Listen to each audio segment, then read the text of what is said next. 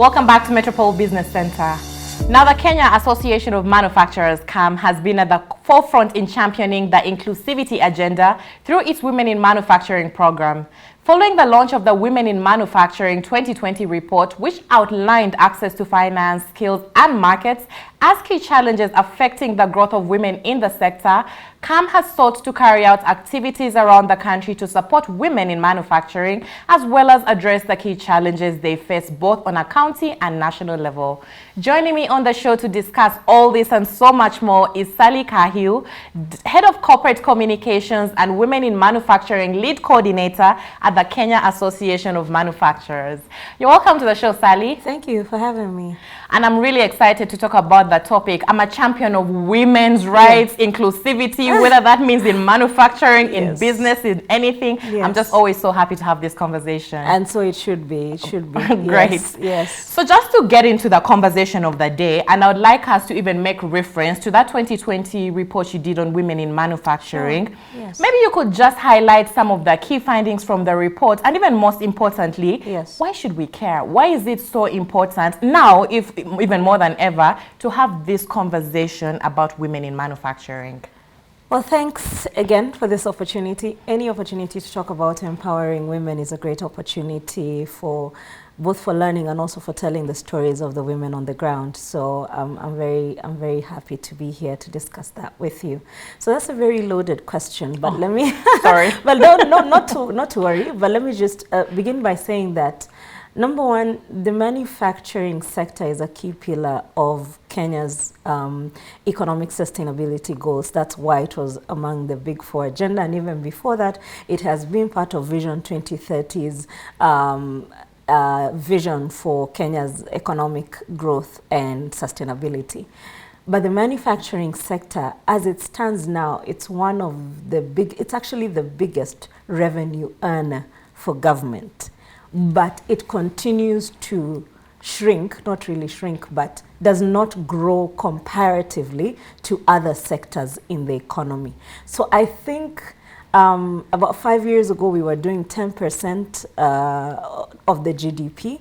Right now, I think we are down to 7.5 and going lower.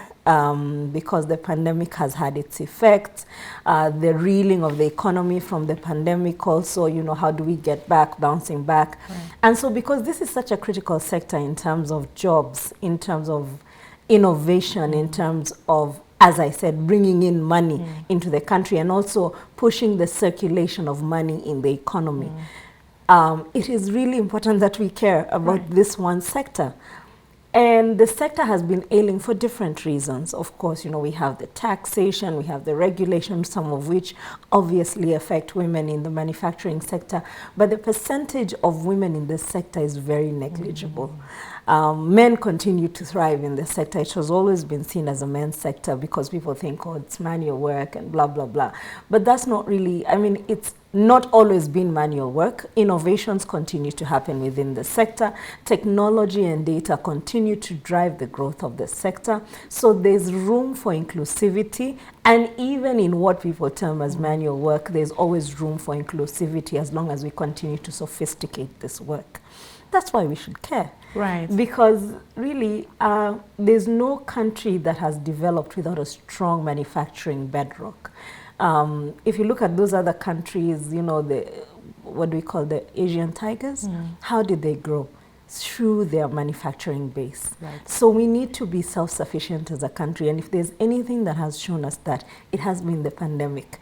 We cannot continue to rely on China or other countries. We need to start relying on ourselves. This is why we should care. This is why manufacturing matters. And this is why, more importantly, women in the manufacturing sector matter.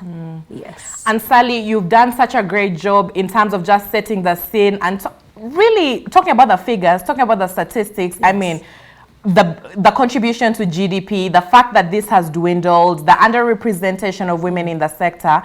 But if I'm to really dwell on that aspect of underrepresentation, you've said it yourself. It's ailing from a lot of things, but even the women who are trying to make it in this sector, beyond just being underrepresented. Yes. Would you say there's some other little nitty-gritties in there that are really getting in the way of women being successful in manufacturing? Besides the fact that there's just not enough, the playing field is not level, what else? What else needs to be done to help women to succeed and also like really equally compete with their male counterparts? Yes, so that's a very critical question, because it goes back to why is the number of women in the manufacturing sector negligible? Number one, I'd say that women have been in manufacturing for a long time, but what roles have they played? You know, so I think for the most part, a lot of women in the manufacturing sector have been in the peripheries of the sector. So not really in the key places where there's a lot of money to be made and there's a lot of productivity, and therefore their businesses have been thriving, etc. So there's the question of inclusivity. How have we enabled the women who have been in the peripheries of this sector for a long time, historically, to continue to move towards the center and actually make a difference in the sector? It's number one. Number two, when we look at it, there's also the historical fact, as I've said, of the portrayal of the sector as a male-dominated sector. And so there's a stigma associated with women who want to get into the manufacturing sector. There isn't enough to even encourage you and bring you on board and say, oh yeah, Ingrid, you want to do welding? Come. We have, you know, welding classes for women. We are doing this, we are doing that. There's a very rigid approach to how to incorporate new workforce, and therefore this rigid approach only favors the men and does not necessarily favor the women. There's also the issue of the recognition of work. How is the work that women have been doing for the manufacturing sector, how has that been recognized? Because I know that as part of our report, we know that a lot of women do work on the factory floors, for example. But it's not enough to say that these are just factory floor jobs. Are there any kinds of recognition, certificates, even if this person has only been up to Form 2, but has done a lot of factory floor work that has enabled them to gain a skill? Because then I have gained the skill, I am able to move from point A to point B and ascend the ladder in terms of my career or in terms of wanting to be an entrepreneur. Where is the recognition of the work that women have been doing? So these are also some of the factors that have affected the participation of women in the sector.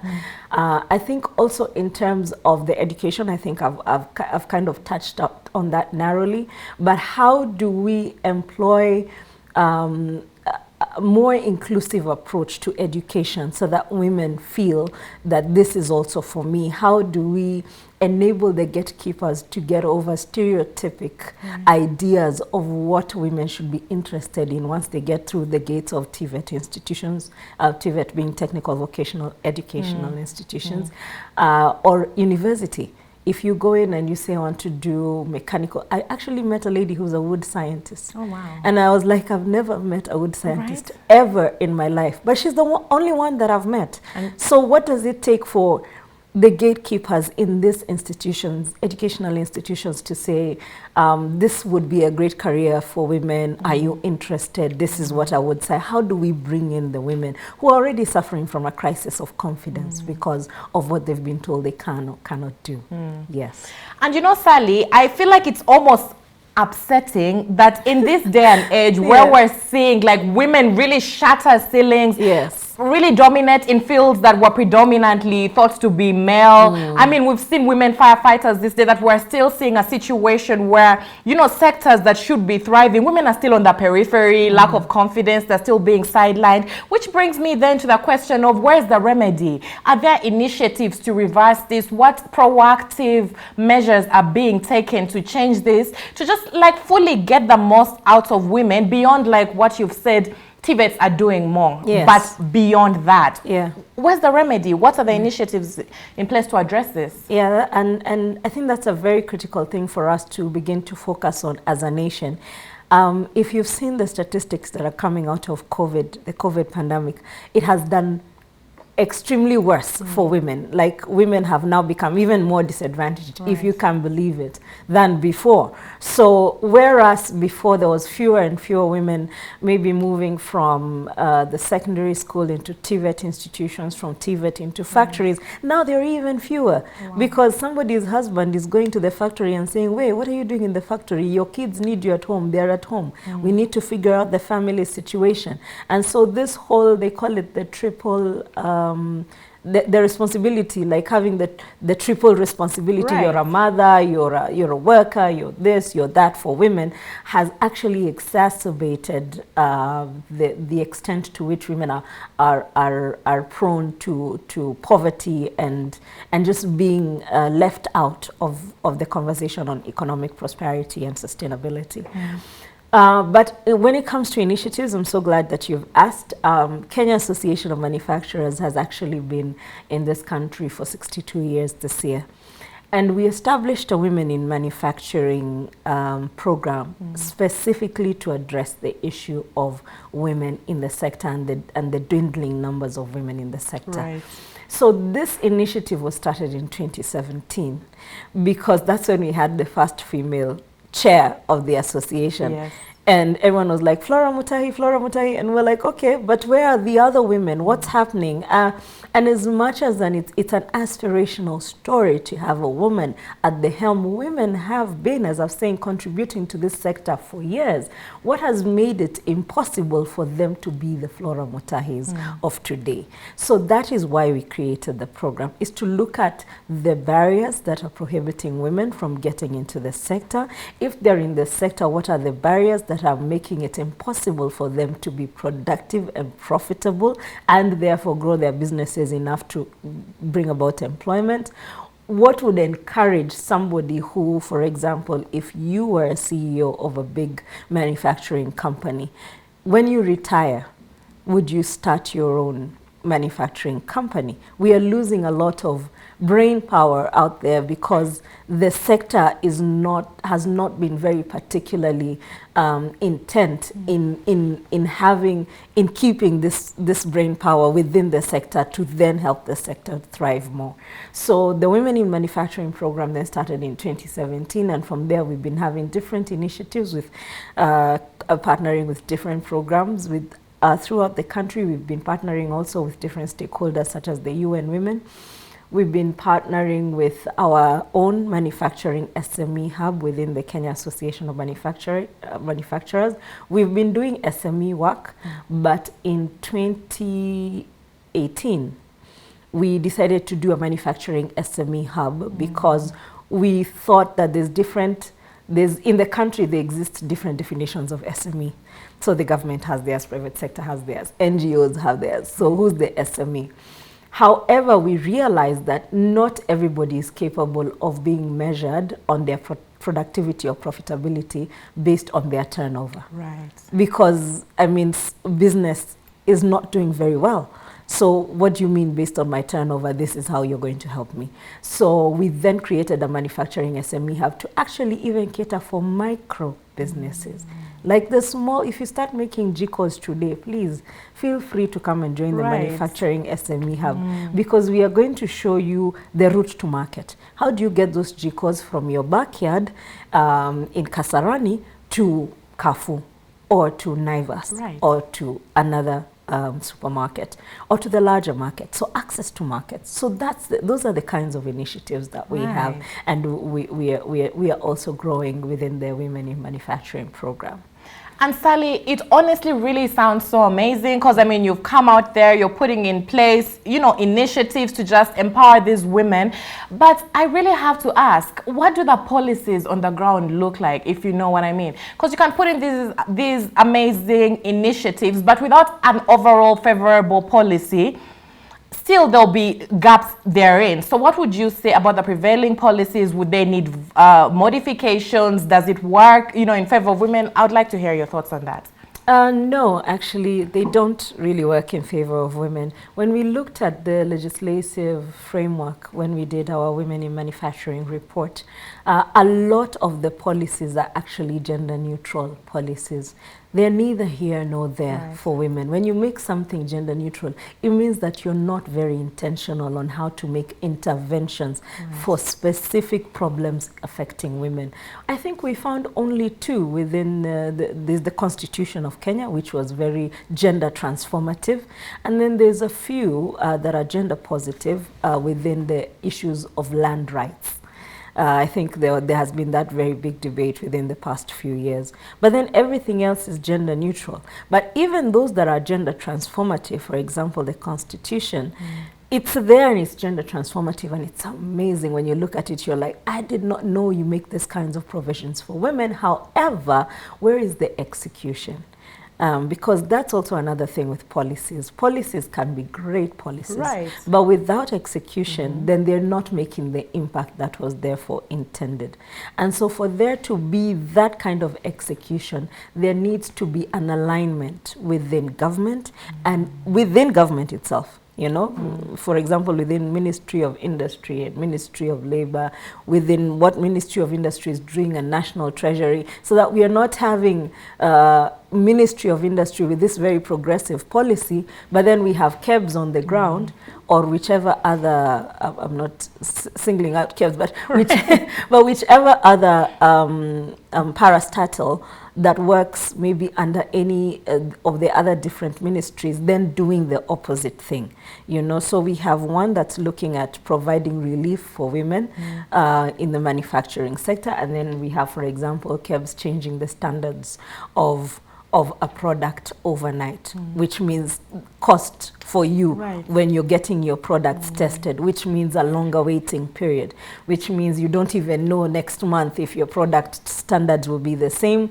By the time your product is getting to the market, the cost that you have incurred yourself as a producer is enormous, and therefore the price of your final product is uncompetitive. So how has the very positive and gender transformative policy helped you as a woman? So I guess those are the kind of issues that we are grappling with when it comes to policies and legislation in this field of women in manufacturing. Great. Now, Sally, even just for purposes of clarity, and this is probably something I should have asked much earlier on, but just to help us understand, even when you talk about like the meager representation, when we talk about women in manufacturing, and even we know manufacturing is pretty broad. Right. So when we talk about participation, where would you say are the key sectors that we see a lot more women, you know, taking center stage? So at Kenya Association of Manufacturers, we have divided the manufacturing sector into 14 different sectors. So we have food and beverage, we have metal and steel, rubber, we have plastics, we have timber, we have salt subsector, we have sugar subsector. So we have all of these different sectors under there, as you've said, different classifications of them. We find a lot of women in the food and beverage. A lot of them. That is actually our biggest sector at CAM, but there's a lot of women there. And even those women are in medium and small sized businesses and micro. Not a lot of them are playing in the large or multinational businesses, for example. What we want to see happen and what our vision is to see the women with their innovation and their ideas spread out across the 14 sectors. We definitely want to have a woman in the steel sector. Infrastructure is big. That's where there's a lot of money. I'm sure you know this. Right. If we had a woman in manufacturing thriving in the steel sector, she would be providing millions and millions of jobs on the ongoing construction works right now in the country. So what we want to see is that representation of women across the sectors and also across sectors where there is promise of economic sustainability. So that's our vision and that's what we're working towards. Yes. Now, finally, even before I let you go, and you've at least twice mentioned that sort of impact the pandemic has had on, like, on just manufacturing, businesses on the whole, and generally speaking, we've also seen businesses, in order to, you know, survive and thrive and come out on top, modify and change the way they're doing, the way they used to do things. Would you say the same of the manufacturing sector? How has the pandemic switched things around in terms of how people are doing business? And even as we hopefully, fingers crossed, look forward to the end of this pandemic, what does the future look like for the manufacturing sector in this country? I think I would say definitely it was a wake-up call for us on how important it is for us to begin to figure out how self-sufficient we can be as a country by relying on our own manufacturing sector. I think you saw that once the pandemic started and we started looking for solutions, I believe, I must say that we say a lot of things about our country, but we were very quick on our feet as a country to just try and arrest the situation and turn things around. That's really a brilliant thing about being Kenyan. But the manufacturing sector was actually at the forefront of this. We had the first ever locally assembled ventilator in the country, made by members of Kenya Association of Manufacturers. Guys went all out trying to make scrubs, trying to make coveralls, making masks locally, and also liaising with the medical fraternity to see whether the quality is right. And so when we were doing this whole thing with the Jane Karuku-led Kenya COVID Fund initiative, we could see that our CEO, Phyllis Wakiaga, and members of that fund going around to different manufacturers to see what they're producing in terms of combating the COVID-19 pandemic. If it's coveralls, they were looking against the standards provided by maybe Kenya Medical Practitioners Association, you know, and just looking at how we can arrest the situation. So for that, I think it was one of those wake-up calls for we can do this. And we need to start investing more on certain sectors. For example, the pharmaceutical sector. It's been a sector in this country for 100 years and beyond. But how can we invest in it for it to actually provide for the people of this country? Being able also to use technology and data as a sector to advance the sector, to be more inclusive, and also to just be able to be more resilient. How do we make the sector more resilient? So the use of technology, the use of IoT, the Internet of Things and data, and quickly moving into the fourth industrial revolution, you know, just opening up our arms and saying we are here. And this will not happen without the inclusion of women, because women are the other half of the team. So you cannot build this thing with the other half sitting on the bench. You need to call the women, you need to have them trained in using technology, not just as consumers, but as producers. People using different e-commerce platforms to access different markets so that the sector is more resilient and can continue to provide despite further future shocks to come, which they will always come. Yes. Sally, thank you so much, first of all, for making time to talk about something that I'm so passionate about, like I said. No problem. And also just helping us understand the status of women in manufacturing in the country, what initiatives as Kenya Association of Manufacturers you have in place, and also what the future looks like for the sector. Thank you very much. Thank you for having me. So that's where we wrap it up today on Metropole Business Center. Thank you so much for watching. Remember, you can be a part of the conversation by sending your queries, feedback, comments to our social media handles at Metropole TV KE on Facebook, Instagram, and Twitter. Thank you for watching. Don't go anywhere. Remember, Kelvin will be right back here in a very short while with Metropole News at 1.